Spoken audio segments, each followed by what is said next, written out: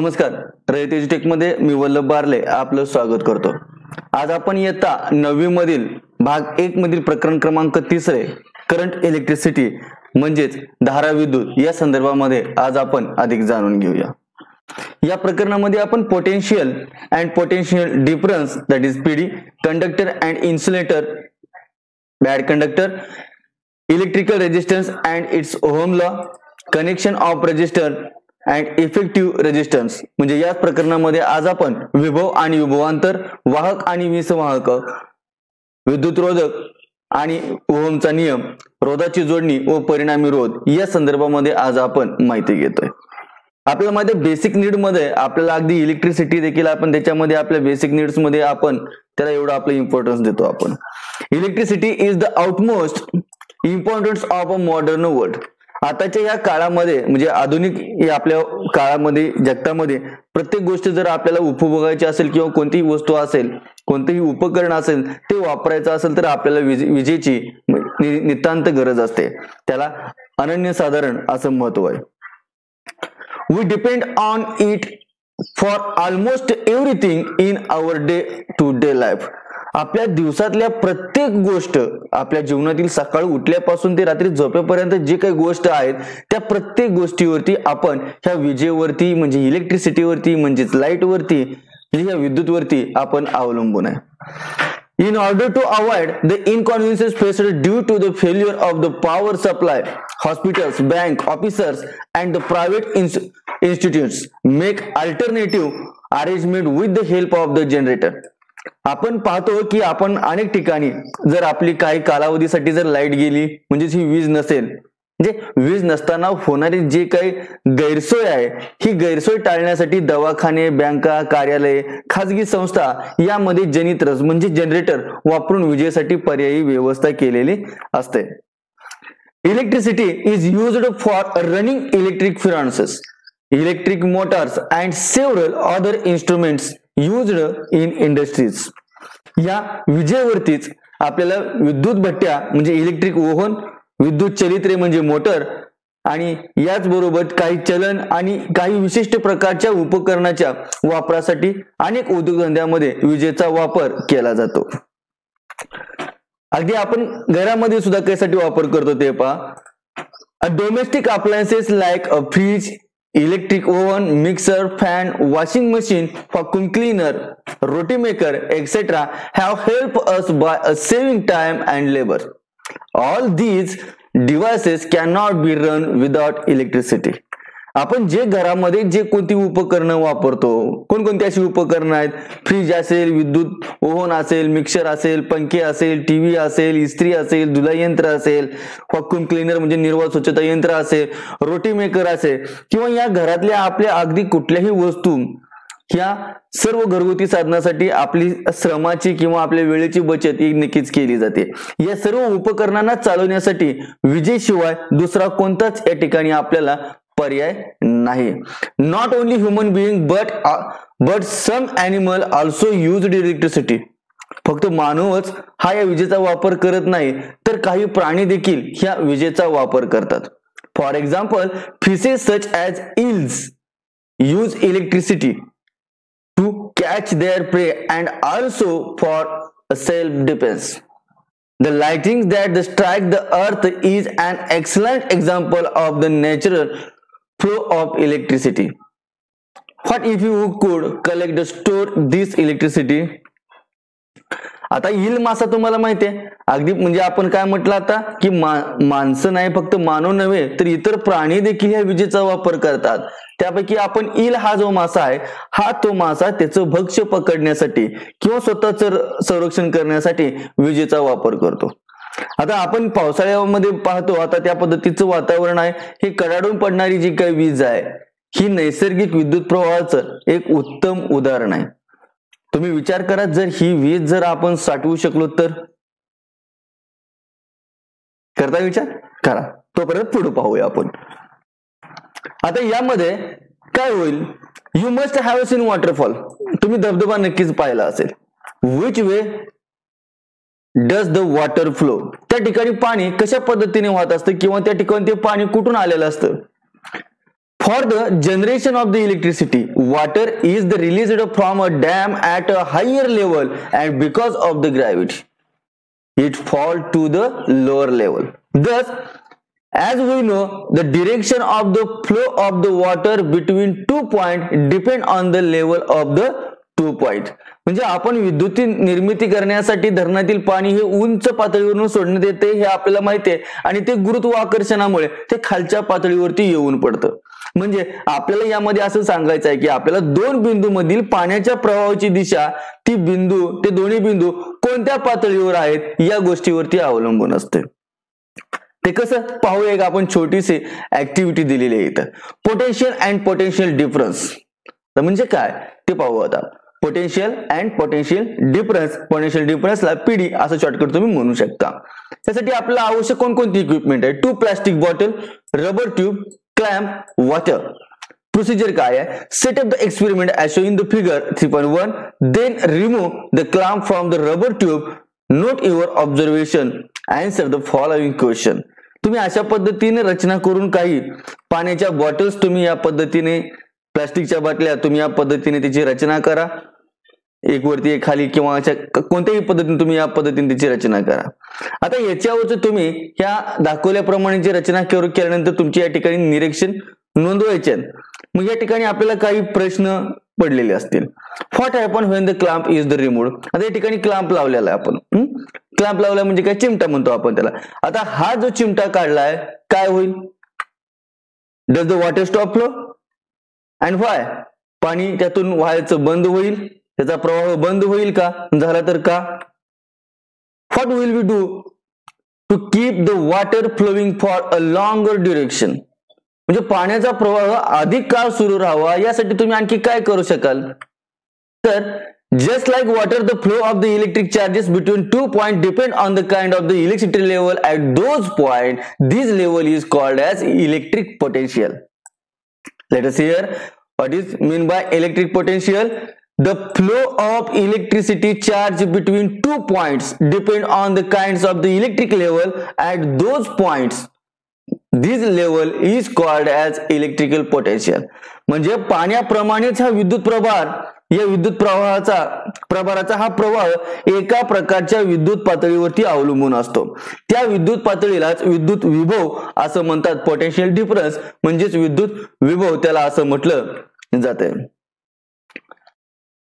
A positive charge flow from a point of a higher potential to a point of the lower potential. We have seen earlier that the electricity flow due to the conduction of negatively charged electron. Electron flow from the point of lower potential to a point higher potential. A lightning strike is the flow of the electron from point of a lower potential, that is negative potential, on the clouds to the positive point of the higher potential, that is zero potential on the earth. That's why we shall study the definition of electric potential in higher standard. आपण यामध्ये तुम्हाला हे जे काय आहे विद्युत प्रवाहाचे हे आपण पुढच्या इयत्तामध्ये आपण पाहूयाच. त्यापूर्वी आपल्याला याचा प्रवाह कसा आहे ते आपल्याला माहिती असणं आवश्यक आहे. हा धन विद्युत प्रवाह हा अधिक विभव असलेल्या बिंदूपासून कमी विभव असलेल्या बिंदू प्रवाहाकडे वाहत असतो. आता तुम्ही सामान्यपणे आपण ज्यावेळेस रस्त्याने जात असतो त्यावेळेस पाणी कोणत्या दिशेला वाहत असतं हे आपल्याला माहिती आहे. म्हणजे समजा एखाद्या ठिकाणी चढ असेल आणि त्याच्या जवळ उतार असेल तर ते पाणी चढावरून उताराच्या दिशेने वाहत असतं की उतारावरून चढ्या दिशेने वाहत असतं. म्हणजे ज्या ठिकाणी चढ असेल त्या उतार्या दिशेने काय करणार आहे ते पाणी वाहत राहणार आहे. म्हणजे ज्या ठिकाणी जो चढ आहे त्या ठिकाणी आपण त्याला पॉझिटिव्ह चार्ज म्हणूया, म्हणजे त्याला त्या ठिकाणी धन विद्युत प्रभार असतो, आणि कमी या ठिकाणी आपण ऋण असं समजूया. आपण यापूर्वी अभ्यासलेला आहे की विद्युत प्रवाह हा इलेक्ट्रॉनच्या वहनामुळे होत असतो, आणि हे जे काही इलेक्ट्रॉन असतात हे इलेक्ट्रॉन कमी विद्युत विभवाच्या बिंदूपासून अधिक विभव असलेल्या बिंदूकडे प्रवाहित होत असतात. अगदी आकाशात चमकणारी वीज म्हणजे कमी विभव असलेल्या ढगातून जास्त विभव असलेल्या म्हणजे अधिक विभव असलेल्या जमिनीपर्यंत येणारा इलेक्ट्रॉनचा प्रवाह असतो. विद्युत विभवाची परिभाषा आपण नक्कीच या ठिकाणी परत पुढे अभ्यासणार आहोत. मग पोटेन्शियल डिफरन्स म्हणजे काय? The difference between the value of the potential at 2 point A and B is called the potential difference between them. Potential difference म्हणजे काय, तर यामध्ये हा जो काही पॉइंट A आणि पॉइंट B आहे ह्या दोन्हीच्या मधील विद्युतला जो काही त्याचा फरक आहे, यामध्ये असणारे विद्युत विभवातील जो काही फरक आहे त्या वाहका दरम्यानचे त्याला विभवांतर असे म्हणतात. In this figure, conductor A is at a higher potential than a conductor B. आता समजा या ठिकाणी कंडक्टर A ही काय, या ठिकाणी हा इलेक्ट्रिक पोटेन्शियल आहे कुणाच्या पेक्षा, ह्या कंडक्टर B पेक्षा. When these two are connected by the connecting wire, a potential difference is created between its two ends and electron will flow from the B to A through the wire. म्हणजे आता यामध्ये हा इथं आकृतीमध्ये तुम्हाला दाखवलेला आहे, A हा जास्त विभव असलेला वाहक आहे आणि B हा कमी विभव असलेला वाहक आहे. जर ह्या दोघांना आपण एका वीज तारेच्या साहाय्याने वीज वाहक तारेने जर जोडले तर या तारेमध्ये दोन टोकामध्ये काय असणार आहे, विभवांतर निर्माण होईल आणि यामधील असणारे जे काही इलेक्ट्रॉन्स असतात ह्या इलेक्ट्रॉनचा प्रवाह हा B कडून A कडे या वाहकाकडून या वाहकाकडे सुरू होईल. म्हणजे A आणि B या ठिकाणी काय सांगतात, A आणि B ह्या दोन्ही वाहकावरील विद्युत विभव समान होईपर्यंत हा प्रवाह सुरूच राहील. म्हणजे कधीपर्यंत हा प्रवाह राहील, these flows are the will continue until the two conductor A and B have the same potential. That is until their potential difference becomes zero. Only then will the flow of the electron stops. म्हणजे ज्या वेळेस दोन्हीकडची समान charge होईल, समान प्रभार जोपर्यंत दोन्हीकडे होत नाही, दोन्हीकडे समान विभव होत नाहीये तोपर्यंत हा इलेक्ट्रॉनचा प्रवाह या ठिकाणी चालूच राहील. Work has to be done against the electric field and take a positive charge from a point of a lower potential to a point of the higher potential. म्हणजे धन विद्युत प्रभार हा मात्र कमी विभवावरून जास्त विभवाकडे स्थानांतरित करण्याच्या विद्युत क्षेत्राच्या इलेक्ट्रिक फील्डच्या विरुद्ध या ठिकाणी त्यांना कार्य करायला लागते. आता potential difference of a cell यामध्ये काय पाहू, the difference in potential between the positive and the negative terminals of the cell is the potential difference of that cell.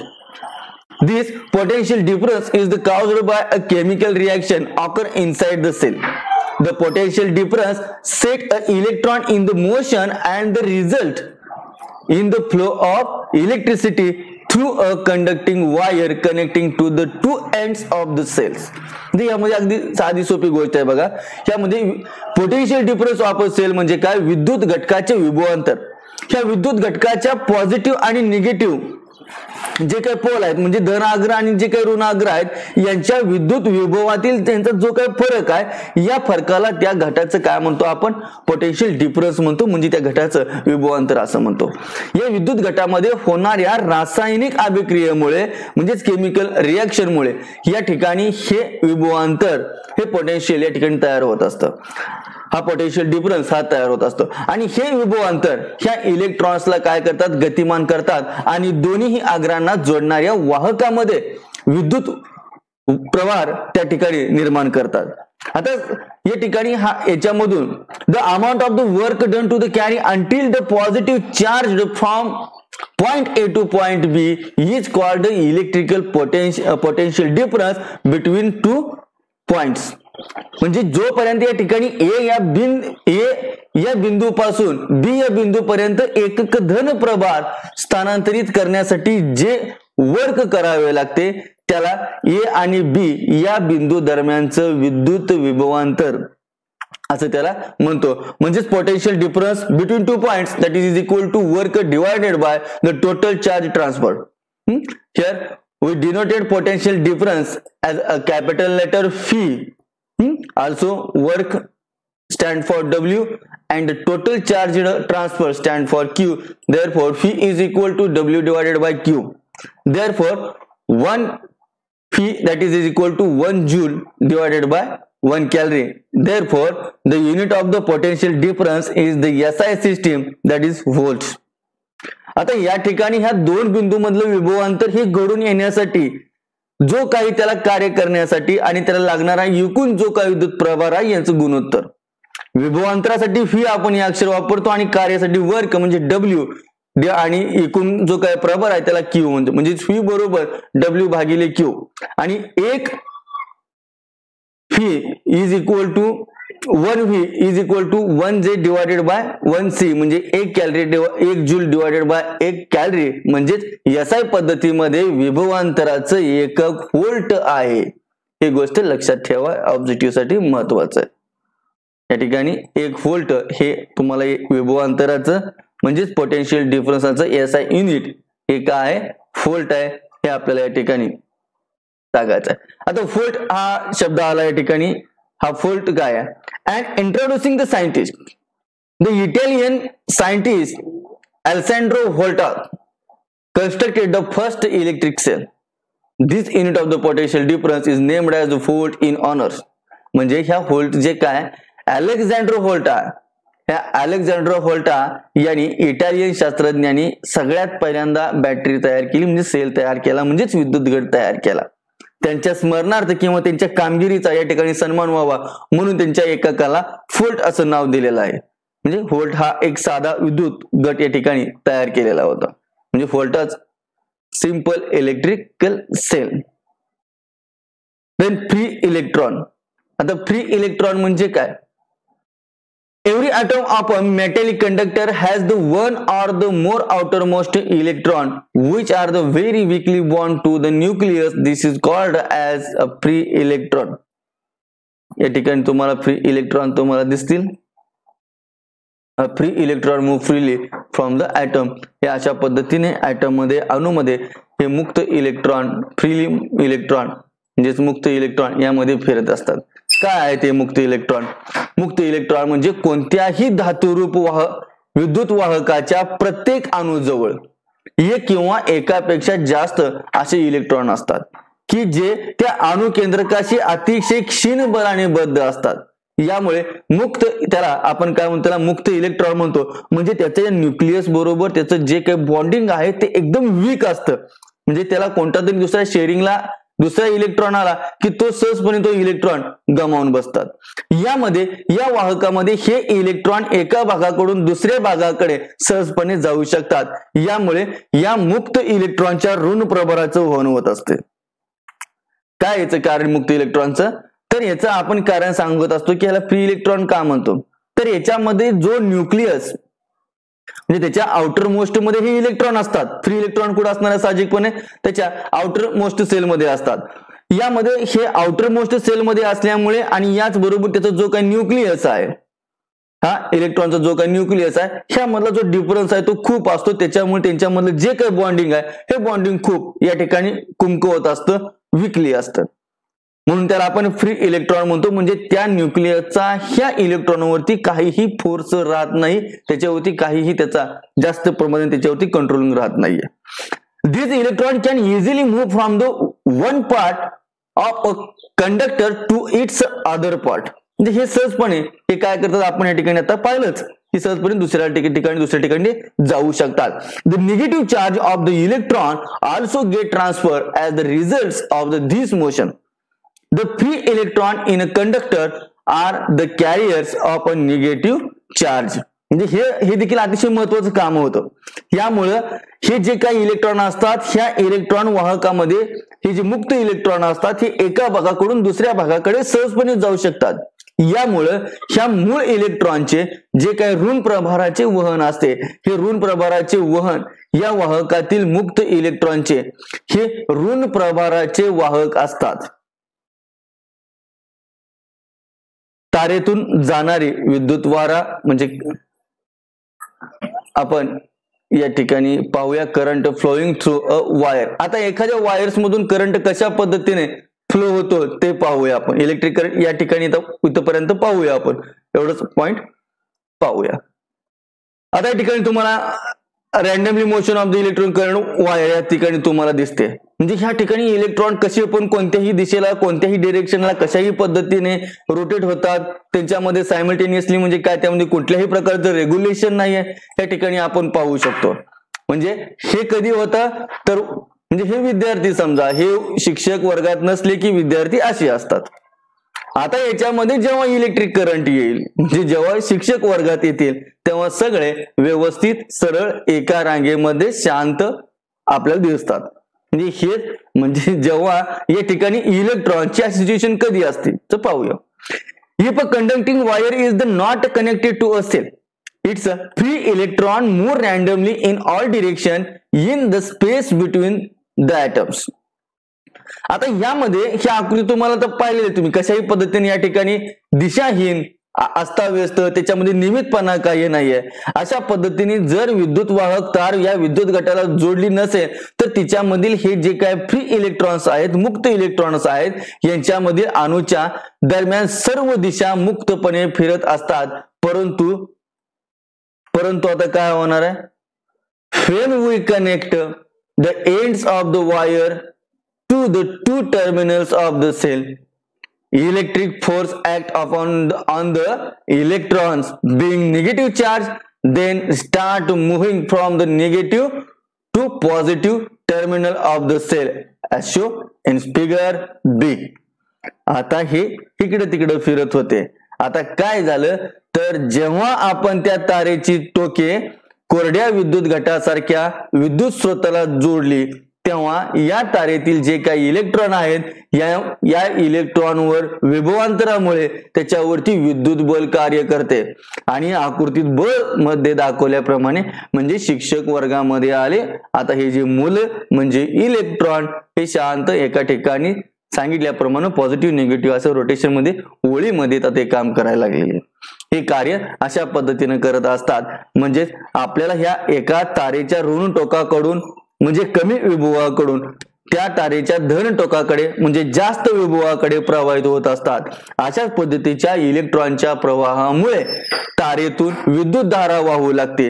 इलेक्ट्रॉनची ही हालचाल अनियमित अशाच चालीने अशाच गतीने हे चालू असते. म्हणजे या ठिकाणी आपण due to the flow of the electron म्हणजे याच्या ह्या इलेक्ट्रॉनचा प्रवाह व्हायला लागल्यामुळे काय होतं electron start to flow through the wire. thus this motion of the electron is the irregular but there is the definite non-zero value of their average velocity. म्हणजे जोपर्यंत यामध्ये आपल्याला यामध्ये या इलेक्ट्रॉनच्या तारकडून वाहावं लागतात त्याची हालचाल अनियमितपणे अखंडपणे अशाच पद्धतीने ही आपल्याला सुरू राहिलेली दिसून येते. म्हणजे इलेक्ट्रॉन वाहनाची दिशा ऋण टोकाकडून ती धन टोकाकडे असली तरी त्या ठिकाणी असणारी विद्युत धारा दर्शवण्यासाठी संकेत मान्य त्याची ठराविक दिशा इलेक्ट्रॉनच्या प्रवाहाच्या विरुद्ध दिशेने असते. म्हणजे धन टोकाकडून ऋण टोकाकडे असतेच. तर मित्रांनो आज आपण आता या ठिकाणी थांबूया. पुढच्या व्हिडिओमध्ये आपण विद्युत धारा म्हणजे इलेक्ट्रिक करंट पासून तो पुढचा भाग आपण पाहूया. तोपर्यंत इथंच थांबूया. जर तुम्ही आणखी आपल्या चॅनलला सबस्क्राईब केलं नसेल तर नक्की सबस्क्राईब करा कारण असे अनेक व्हिडिओ आपण या ठिकाणी पाहणार आहोत. जय हिंद.